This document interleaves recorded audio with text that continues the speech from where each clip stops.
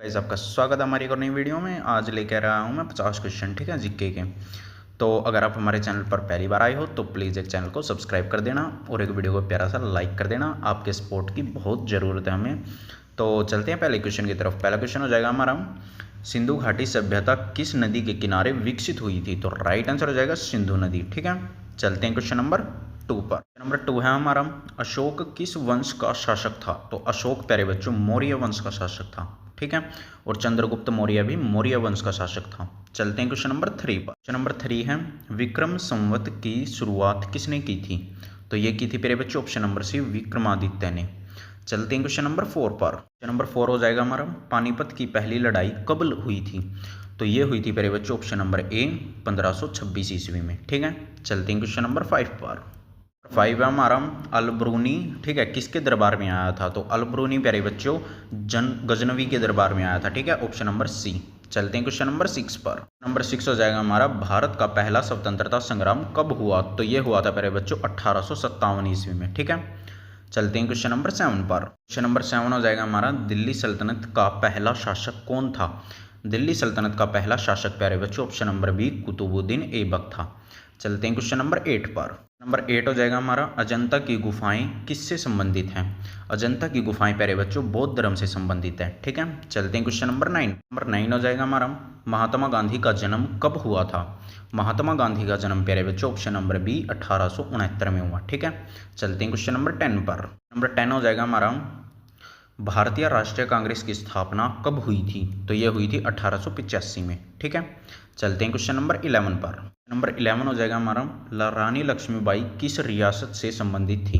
तो ये प्यारे बच्चों झांसी की रानी थी, ठीक है, झांसी रियासत से संबंधित थी रानी लक्ष्मीबाई। चलते हैं क्वेश्चन नंबर 12 पर। क्वेश्चन हो जाएगा हमारा, दिन ए इलाही की शुरुआत किसने की थी?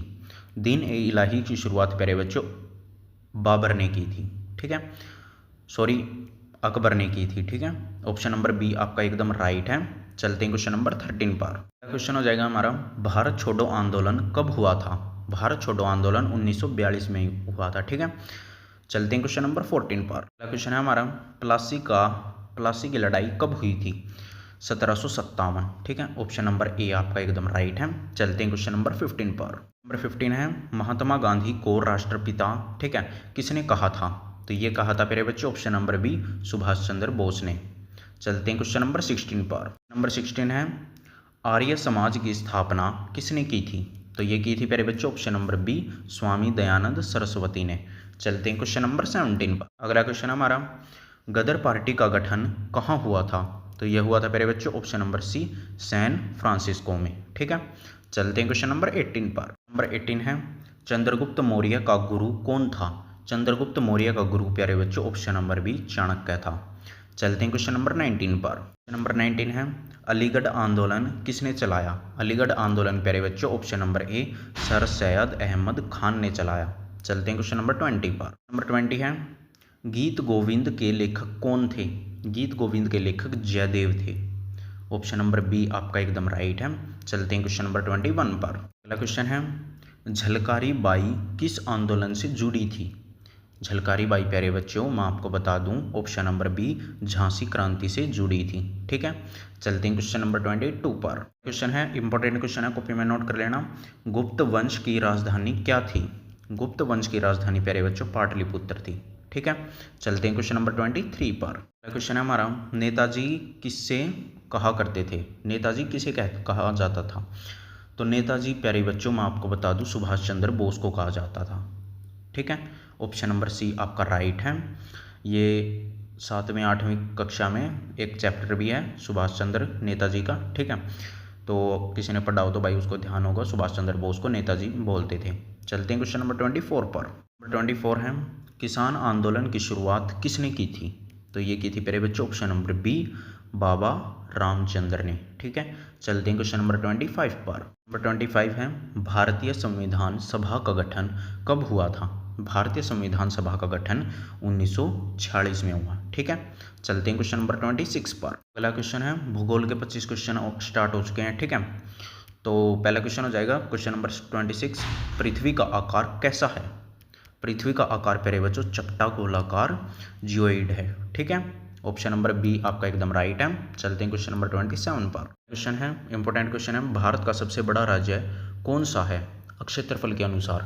ये ध्यान रखना, आपको पूछ क्या रहा है, क्षेत्रफल के अनुसार पूछ रहा है, और कभी जनसंख्या के अनुसार भी पूछ लेता है। तो क्षेत्रफल के अनुसार है प्यारे बच्चों राजस्थान। और अगर ये पूछ ले कि जनसंख्या के अनुसार कौन सा है सबसे बड़ा राज्य भारत का, तो वो हो जाएगा उत्तर प्रदेश। क्वेश्चन नंबर 27 का राइट आंसर है राजस्थान। ठीक है, चलते हैं क्वेश्चन नंबर 28 पर। क्वेश्चन नंबर 28 है, भारत का सबसे छोटा राज्य कौन सा है क्षेत्रफल के अनुसार पूछ रहा है ये। तो सबसे बड़ा है राजस्थान और सबसे छोटा है गोवा। ठीक है, चलते हैं क्वेश्चन नंबर 29 पर। नंबर 29 है, कर्क रेखा भारत के कितने राज्यों से गुजरती है। कर्क रेखा भारत के 8 राज्यों से होकर गुजरती है। ठीक है, चलते हैं क्वेश्चन नंबर 30 पर। क्वेश्चन हो जाएगा हमारा, गंगा नदी का उद्गम स्थल कहाँ है।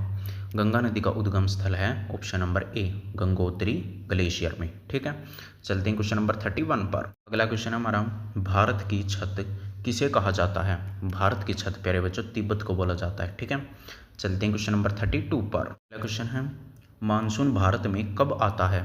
तो मानसून भारत में प्यारे बच्चों जून महीने में आता है। ठीक है, चलते हैं क्वेश्चन नंबर 33। नंबर 33 हो जाएगा हमारा, सूर्य का शहर कौन सा है। सूर्य का शहर प्यारे बच्चों ऑप्शन नंबर बी जोधपुर है। ठीक है, चलते हैं क्वेश्चन नंबर 34। क्वेश्चन है हमारा, सतलुज नदी, ठीक है, सतलुज नदी कहाँ से निकलती है। तो राइट आंसर हो जाएगा ऑप्शन नंबर सी राकस ताल। ठीक है, अजीब सा नाम है, तो यही है राकस ताल। कॉपी में नोट कर लेना, बाद में आपको रिवीजन करने में आसानी होगी। ठीक है, चलते हैं क्वेश्चन नंबर 35 पर। नंबर 35 हो जाएगा हमारा, भारत का सबसे ऊंचा पर्वत कौन सा है। सबसे ऊंचा पर्वत है प्यारे बच्चों हमारे भारत का, तो वो है K2।